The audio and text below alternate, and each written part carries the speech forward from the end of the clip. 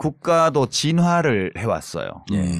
그러니까 국가 그러면 처음 국가가 생겼던 1만 년 전하고 예. 지금하고 같지가 않아요.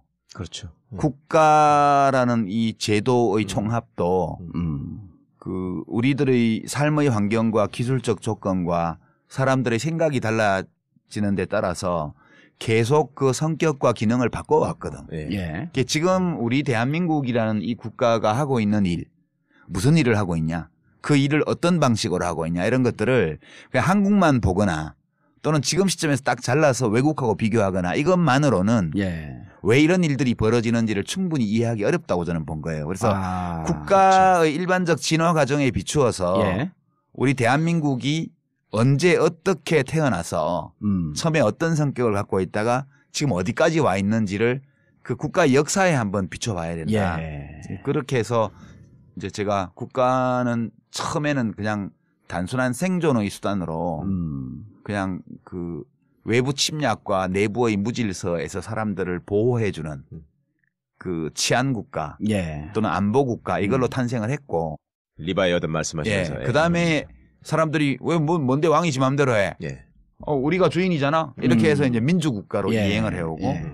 그냥 민주주의 한다고 다 좋은 건 아니고 좀 잘 살고 싶어. 그래서 이제 발전국가, 자본주의 발전국가를 거쳐서 발전했다고 했는데 잘 사는 놈은 엄청 잘 먹고 잘 살고 없는 사람은 더 힘들어.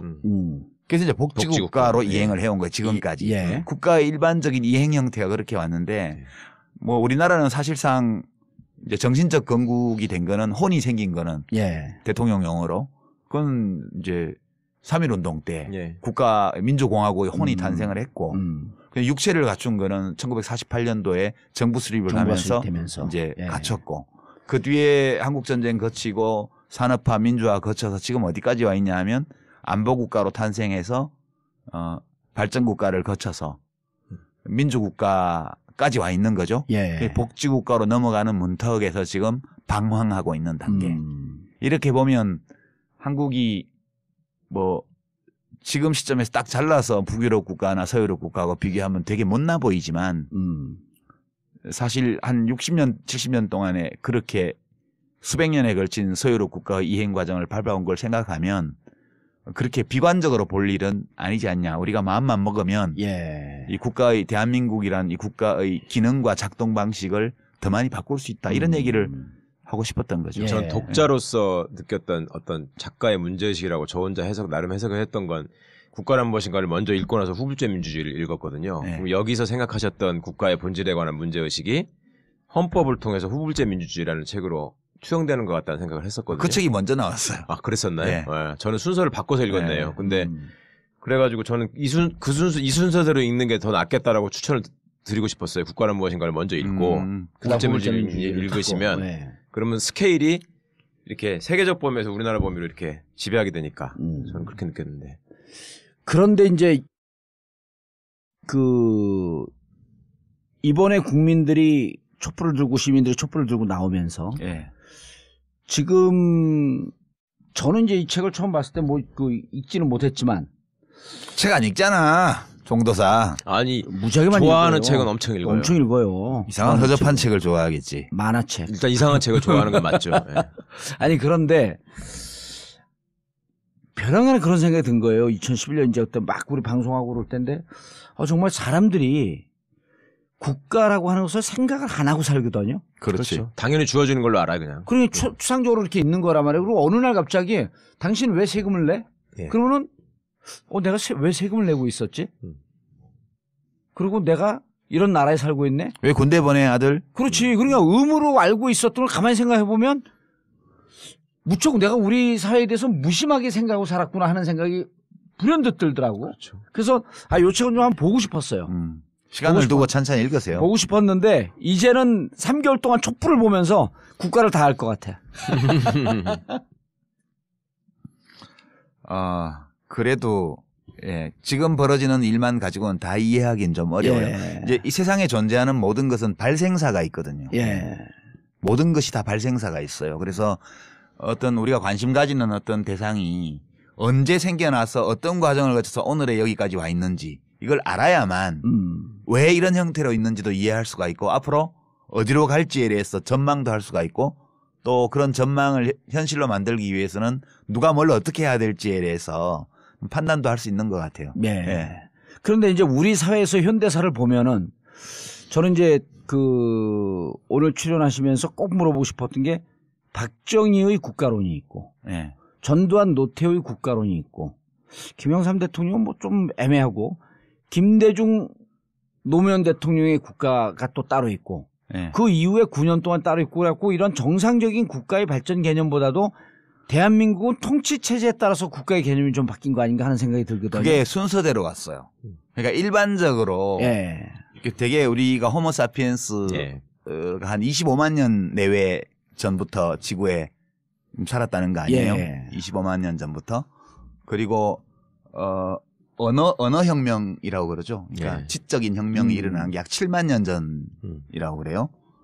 그리고 농업혁명이 한 10,000년 내지 12,000년 전에 일어났고 그 이후에 국가가 발생했거든요. 그러니까 국가가 생긴 건 한 10,000년 정도라고 보면 돼요. 최초의 원시적인 예. 형태의 국가가 생긴 게. 그 우리나라는 이제 뭐 당군 할아버지가 5,000년쯤 전에 나라 세우셨다는 탄생설화를 가지고 있지만 결국 이제 한반도의 국가 형태가 좀 대충 갖춰지기 시작한 게 뭐 멀리 보면 그 정도 된다고 봐야죠.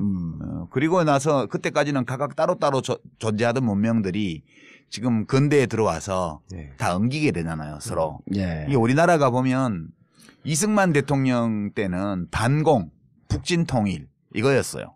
그렇죠. 그게 안보국가예요, 안보국가 이게. 치안국가 또는 안보국가고 네.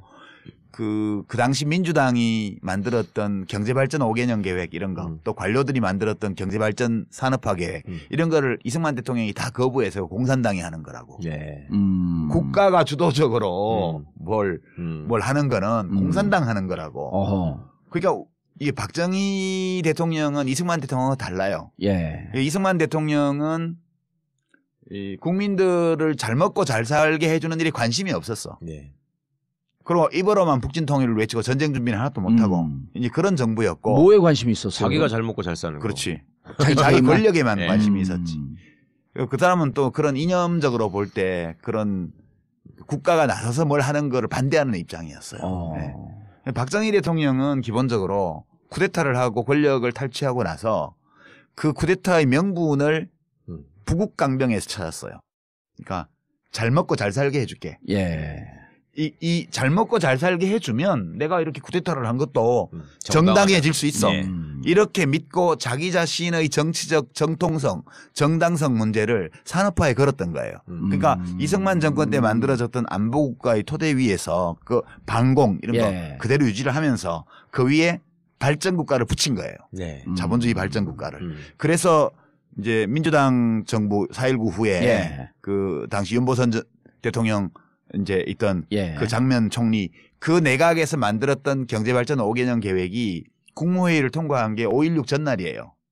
아, 그렇다고요. 예. 네, 들었습니다. 그리고 나서 경제개발 5개년 계획이 그 박정희 게 아니었었네요. 그러면. 네. 예, 원래는 유엔 기구에서 예. 한국 거고. 전쟁을 겪었기 때문에 이 나라를 어떻게 부흥시킬 것인가를 고민하면서 예.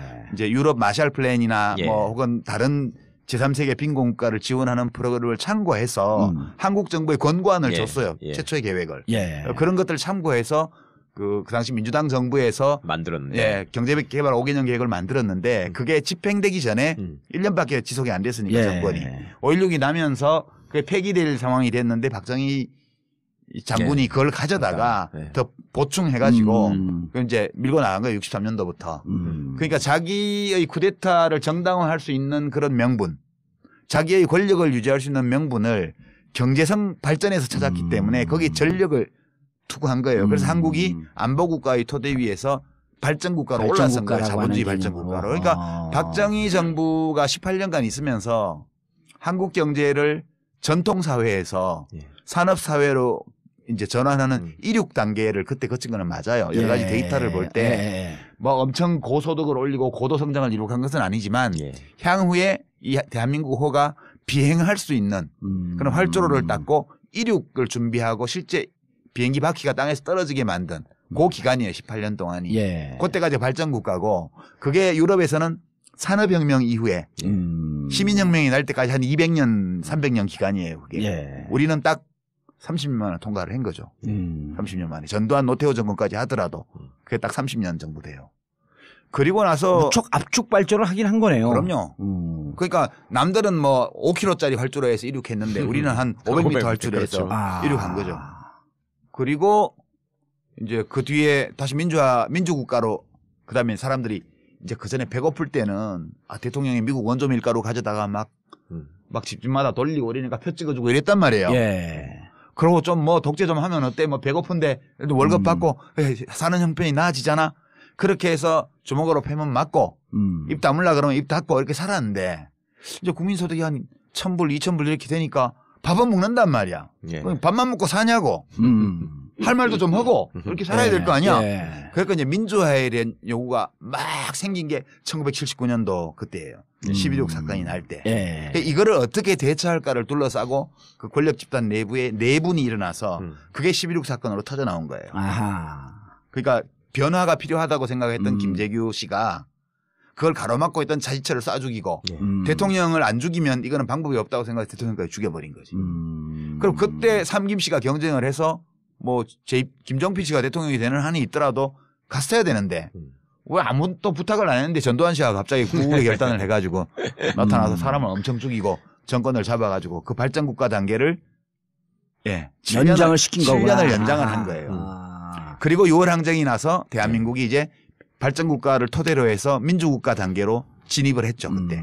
그래서 노태우, 김영삼, 김대중, 노무현 정부를 거치면서 이제 민주국가의 모습을 뻔듯하게 갖추고 이제 좌파, 진보 진영 또 노동조합, 농민회 이런 데서 복지에 대한 요구를 노동하는 사람들의 권익을 요구하고 이런 게 막 나오니까. 그러니까 이제 우리도 이제 보편적 복지 제도를 해야 된다 그래서 서유럽과 같은 복지국가로 한 단계 업그레이드 하자. 그러고 있다가 지금 역정권 교체가 일어나서 9년 동안 지금 다시 토목건설의 시대로 그러니까 안보국 자본주의 발전국가의 시대로 간 게 이명박 정권 때고 거기서 한 단계 더 내려가서 안보국가의 단계로 간 게 박근혜 정권. 이 퇴행이 이루어진 거죠. 그러면 그 이제 79년에 그 권력 내부에서의 갈등 이렇게 말씀하셨단 말이에요. 그러면은 70년대 이른바 이제 그 학생운동을 중심으로 한 민청학년 그다음 그 내부에서 끊임없이 국민들 내부에서 민주화에 대한 요구가 있었던 거 그럼 어떻게 설명을 해야 돼요? 그거는 일부 사람들이 요구한 거지. 일부 사람들이. 그러니까 대중들은 그게 옳다는 건 알지만 지금 그것을 받아들여서 위험을 감수하고 나서기에는 아직 사는 형편이 너무 어려웠던 거예요. 그리고 정보도 부족하고 먹고 살기도 바쁘고.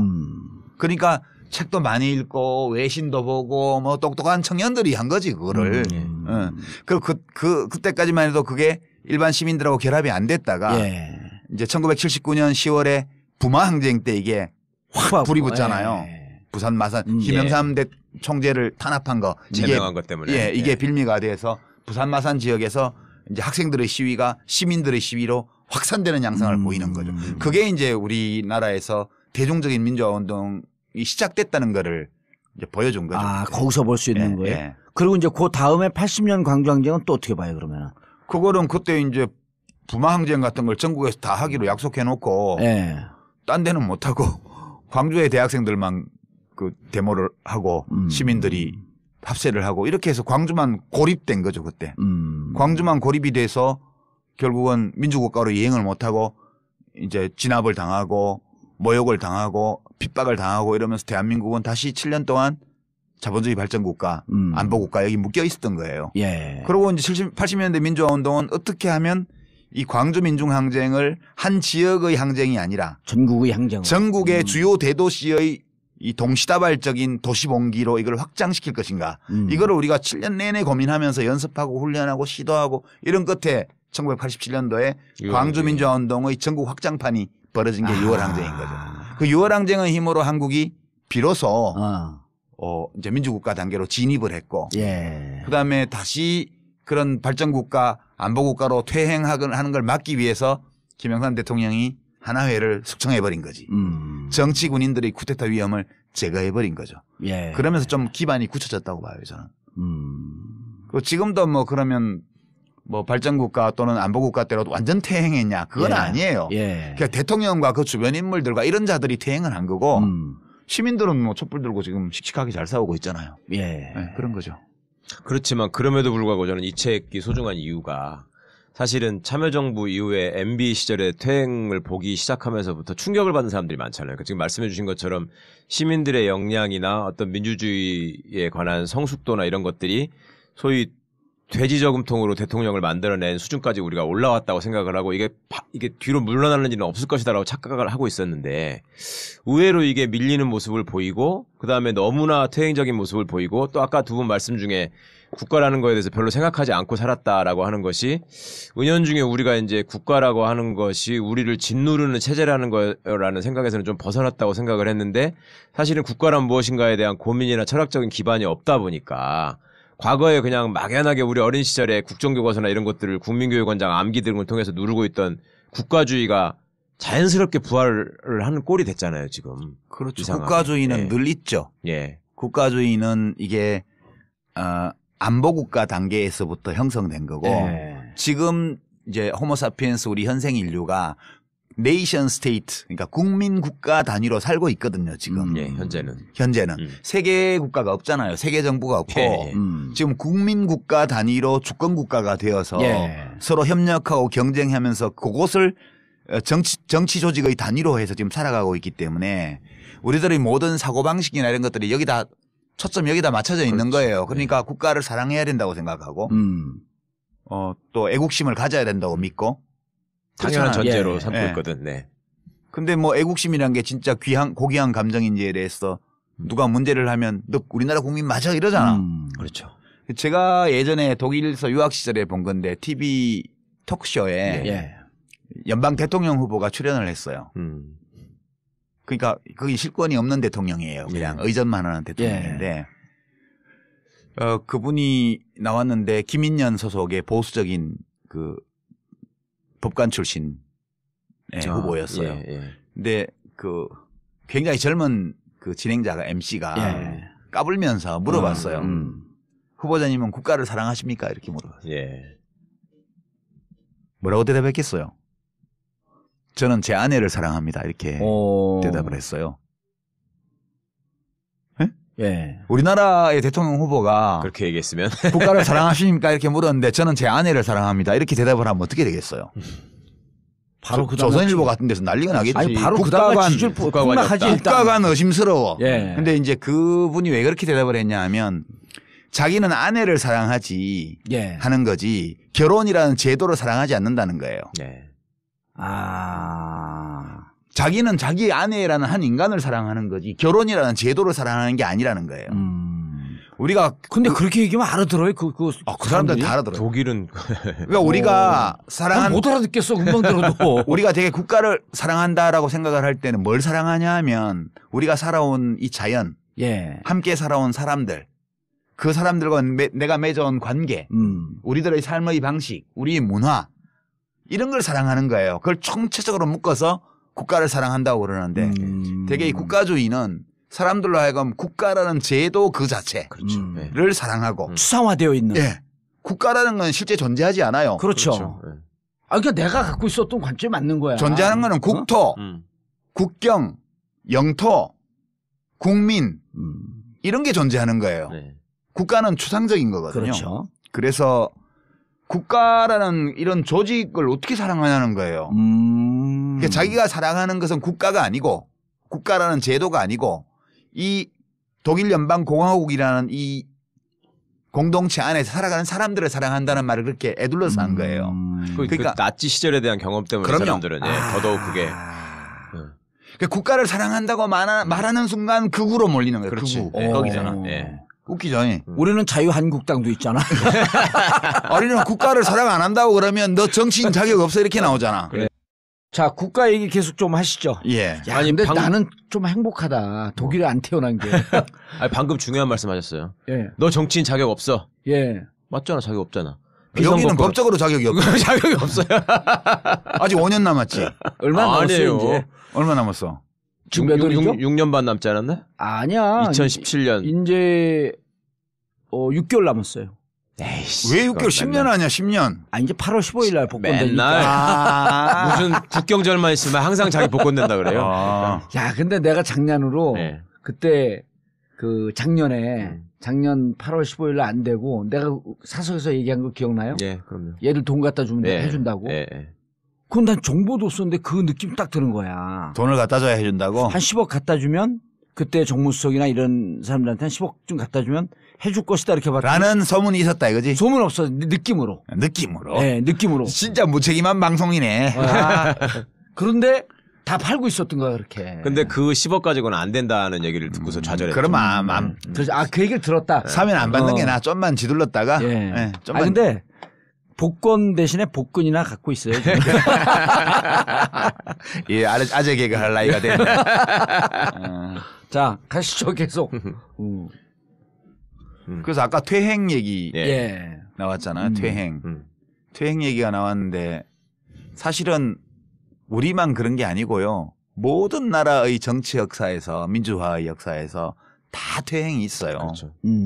다 있었어요. 아, 일정하게 발전을 하다가 전진하다가 또 멈추거나 소위 반동이라는 게 한 번씩 있는 건데 반동이라는 게 이 반동 분자 이 에미나이 이런 반동이 아니고 그 일종의 리액션 같은 그렇죠. 거예요. 네. 역사가 앞으로 확 나가면 확 나가서 계속할 수가 없기 때문에 힘이 좀 빠져서 뒤로 또 밀린다고요.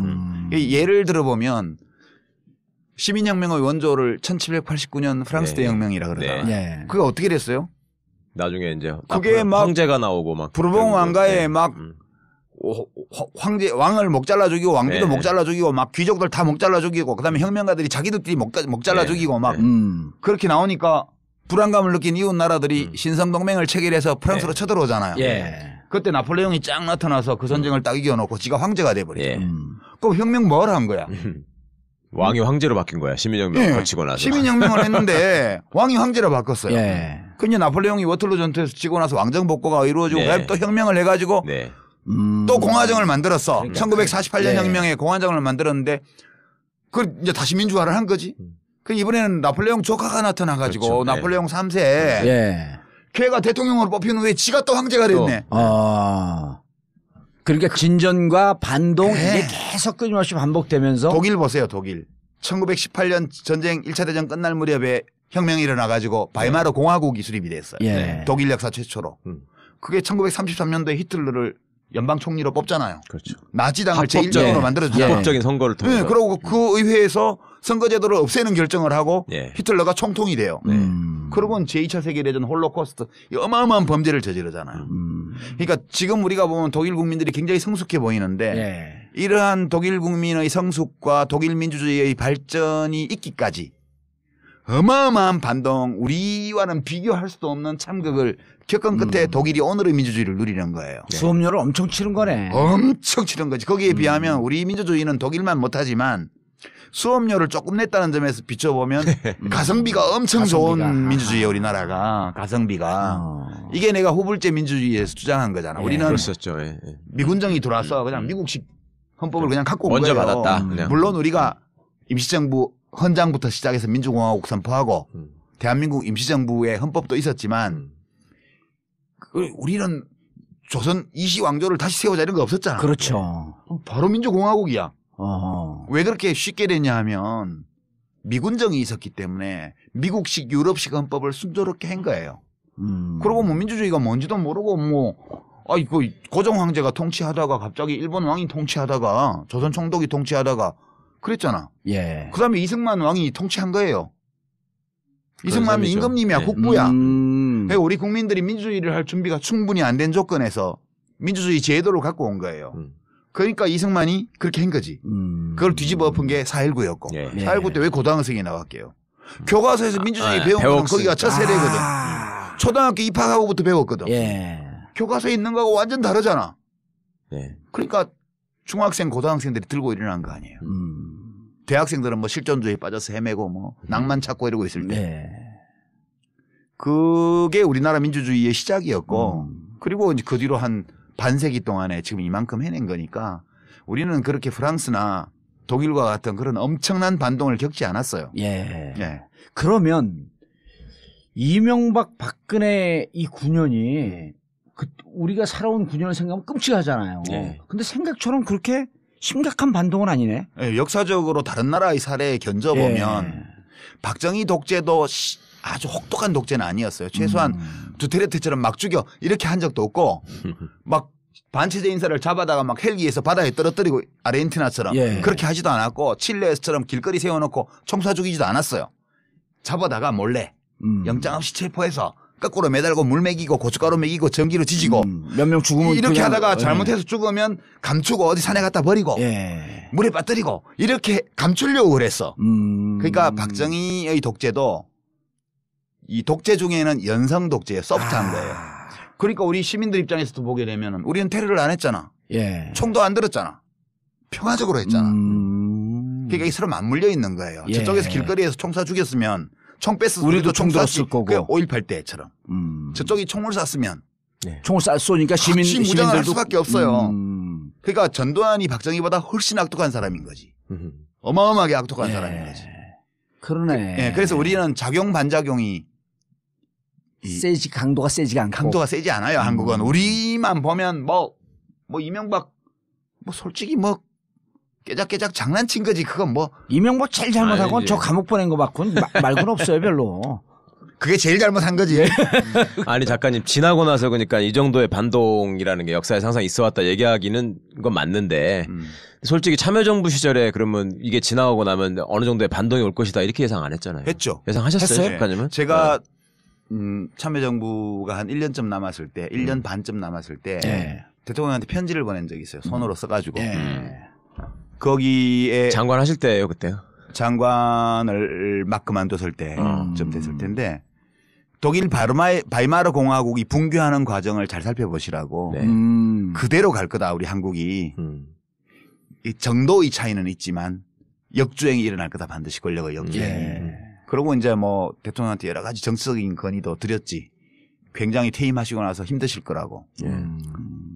그리고 이제 국가적으로 힘든 상황이 펼쳐질 거니까 이걸 최대한 막기 위해서 지금 뭘 해야 될까 이런 점에 대해서 편지를 보냈더니 답이 왔는데 진단은 동의하는데 처방은 동의 못하겠다. 그렇게 저한테 답이 왔어요. 그래서 그런 적도 있었고 이 정도의 반동은 충분히 예견할 수 있었고요. 그렇게 심각한 반동도 아니에요. 최소한 이명박 대통령은 우리 잡아다가 거꾸로 못 매달았잖아. 징역 살렸지 그렇지. 고춧가루 못 먹였잖아. 아니 여기 우리 유 작가님을 대통령 대리인단으로 놓으면 거기가 이길 뻔했어. 별안에 그런 생각이 드는데 그리고 탄핵시킨 게 좀 괜히 미안한 것 같은 느낌이 막. 이렇게 내가 말하니까 그런 거지. 박근혜 대리인들이 그렇게 말을 하면 국민들이 더 열받지. 저거 반성을 몰라. 남이 얘기하는 거하고 자기가 얘기하는 게 달라요. 아니 이게 진짜 연성이라 그러니까 지나보니까 좀 9년이 고통스럽긴 했지만 그 고통이 외상값을 갚는 거라니까. 우리가 아직 비용을 다 안 내고 민주주의 제도를 갖고 왔기 때문에 할부금을 내는 거라니까. 막 추운데 막 꽁꽁 둘러매고 막 촛불 들고 막 촛불 꺼질까봐 LED 촛불 사가지고 다 돈 드는 거잖아. 이미 누렸던 민주주의 혜택에 대해서 이제 지불을 하고 있다. 혜택을 누리기도 했지만 이 민주주의가 퇴행하는 거를 바로 세우는 데는 누군가가 비용을 대야 돼요. 그 비용을 시민들이 대는 거라고 지금. 그러면 당시에 그 비용을 줄이기 위한 방안으로 건의하셨던 게 핵심이 뭐였어요? 잠깐만 소개해 주신다면. 비용을 줄일 수가 없어요. 비용을 치러야 돼요. 그러니까 퇴행을 그래도 최소화시킬 필요가 막기 있을 위해서 거 좀 우리가 정책적으로 대비해야 된다는 건의를 하셨다 그랬잖아요. 그렇지. 이제 각자가 자기가 하는 일을 잘 해야 되는데 이 진보 진영이나 민주 진영, 개혁 진영 쪽에서는 정책 연구를 좀 더 해서 이제 시민들의 마음에 다가갈 수 있는 정책도 개발을 하고 주로 복지의 관점에서 복지뿐만 아니라 경제 정책도 그렇고 그리고 정당 문화도 좀 합리적으로 바꾸어라. 최근에 더불어민주당 경선규칙 되게 잘 됐어요. 이번에는 뭐 대리 등록, 대리 투표, 뭐 박스떼기 이런 거 못하게 돼 있잖아요. 지금 다. 이 정도를 해야 돼요. 최소한. 근데 그때는 개판이었거든. 솔직히 말해가지고. 그렇죠. 박스떼기 하려고 준비를 했으니까. 잡으러 다니고 그랬잖아요. 그러니까요. 그러니까 그 야당들 진보 정당들이 기본을 못 지키니까 어떻게 국민들이 신임을 할 수 있겠냐. 그래서 좀 내부 혁신을 좀 해야 된다. 그리고 시민들은 관심을 가지고 참여를 해야 된다. 많은 사람들이 같이 돈을 내야 좀씩만 내도 될 거 아니에요. 몇 사람들만 막 싸우다가 이렇게 봉도사처럼 징역 가게 하고 이러면 이거는 정의롭지 않은 거지. 예. 지금 촛불 시민처럼 100만 명씩 200만 원씩 나오니까 못 잡아가잖아. 예. 물대포도 못 쏘잖아. 예. 1000명, 2000명이 나왔으면 몽둥이로 패고 물대포를 쐈을 거라고. 예. 최루액 쏘고. 근데 100만 명이 나오니까 못 하잖아, 그거를. 예. 이게 십시일반이라는 거예요. 시민들이 다 관심을 가지고 좀씩만 참여를 해주면 예. 어떤 특정한 사람들이 엄청난 희생을 치러야 되는 일을 막을 수 있어요. 예. 총량은 같아. 어차피 치러야 총량은 돼. 같고. 예. 할부금은 내야 돼. 그러니까 그 몇몇 사람들이 그렇게 극한 희생을 치르는 것보다도 그렇지. 함께 나눠서 하자. 그럼요. 아니 예컨대 우리가 백남기 어르신 때. 예. 농민이 그렇게 불행한 사태를 겪었을 예. 때 그때 그 시위 군종이 그때 100배였다고 생각해봐요. 어디다 대고 물대포를 쏴. 그렇죠. 예, 그러니까 되게 그런 게 시민들의 견지에서 보면 예. 참여가 적었기 때문에 그 짓을 한 거거든. 예, 그런 게 그나마 할부금을 어차피 갚아야 될 건데 총량은 불변이지만 많은 사람들이 참여할수록 각자가 조금씩만 부담을 하면 돼요. 예. 그게 민주주의에서 제일 중요한 거죠. 알겠습니다. 그런 얘기들을 예. 여기 좀 예. 예, 책 얘기를 조금 담았어요. 책 내용 얘기를 조금 더 해주세요. 책 내용은 이제 뭐 그렇게 국가가 예. 어떤 성격을 갖고 있는지 당신 읽어봤다며 읽어본 예. 사람 좀 질문 좀 해. 질문 좀 해봐요. 우리는 안 읽어보고도 질문을 하는데. 여기 사장이 재밌잖아요.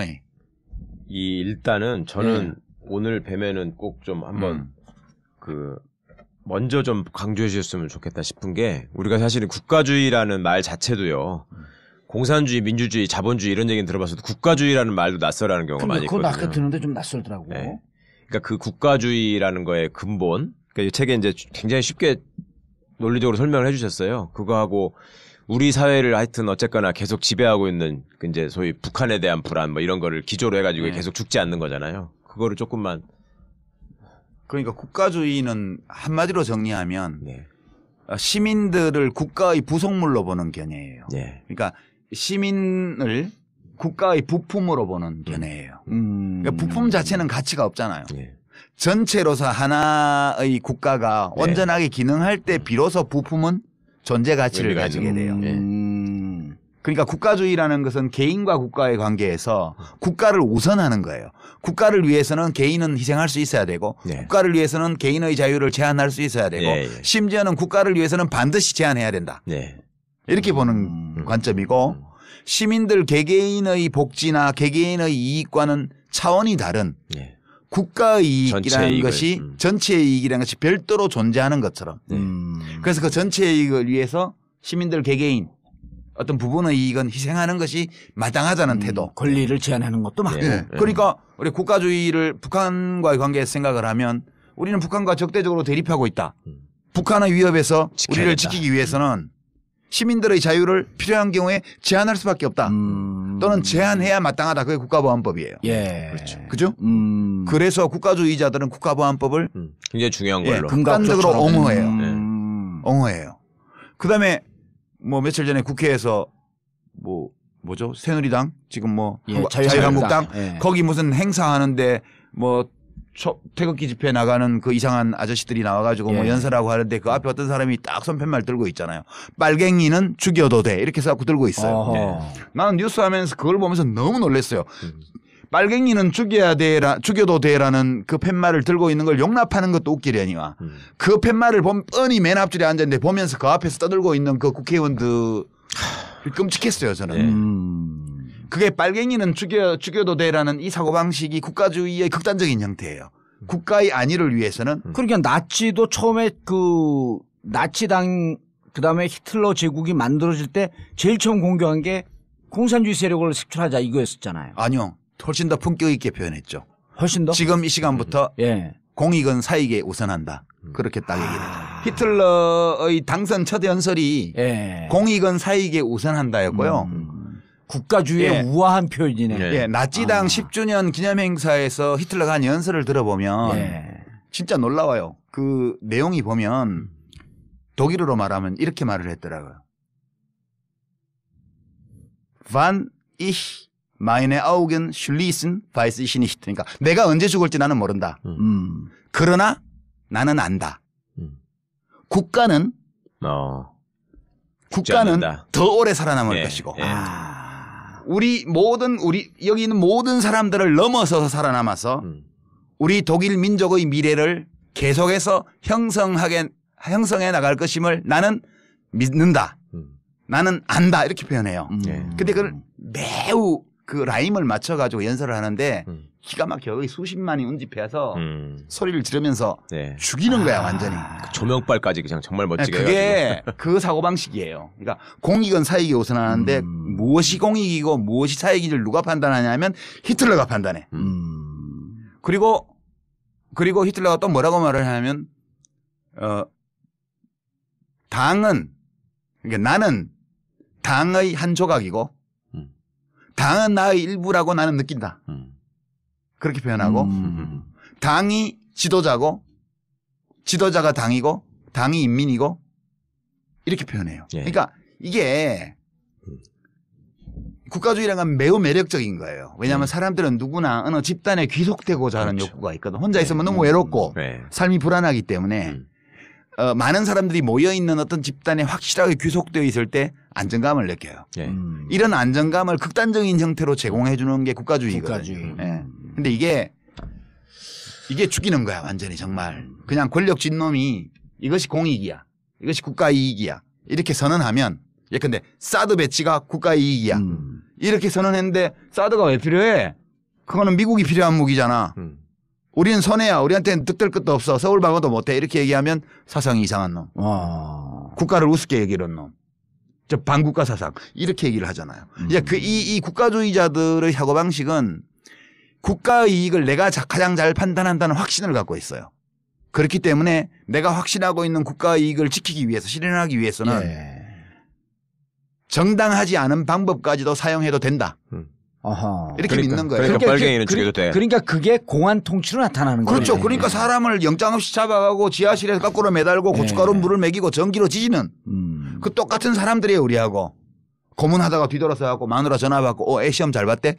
그러니까. 오, 잘 돼서 이런 얘기 하는 사람이에요. 그 자들이 왜 그러겠어요? 그 확신 때문이에요.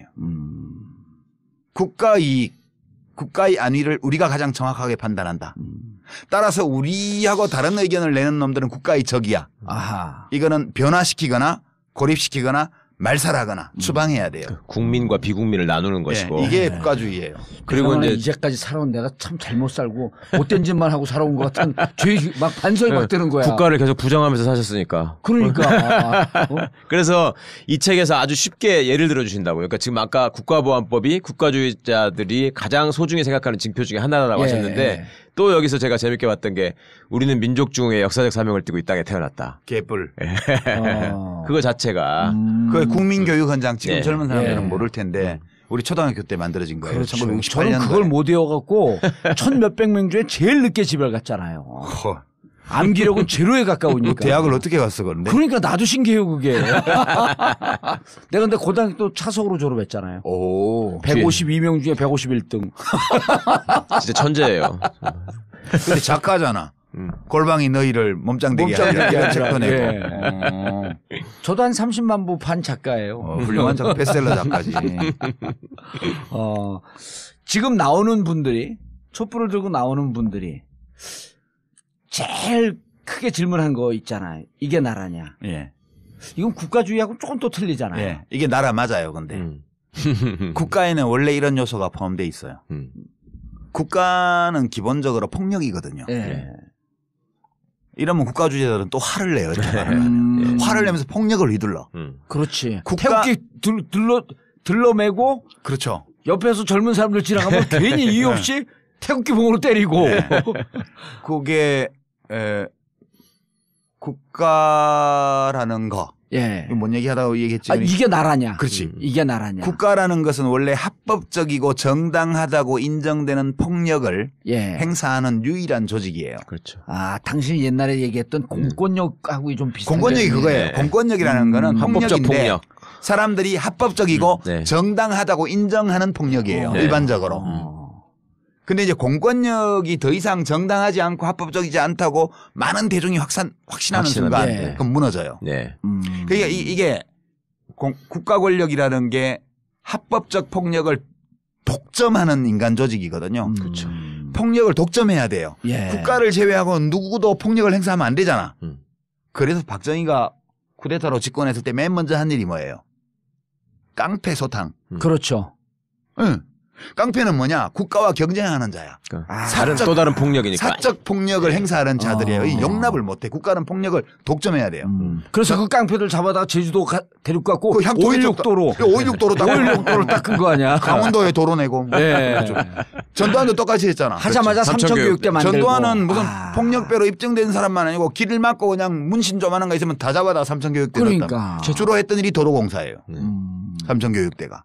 그러니까 그 증상은 이른바 성인 불량 서클을 소탕하려는 국가주의자들의 동기. 이게 폭력을 나 혼자 가져야 돼. 딴 놈이 폭력을 가지는 건 절대 용납 못해. 그래서 이게 일반적으로 하는 거예요. 이게 독재 정권들이.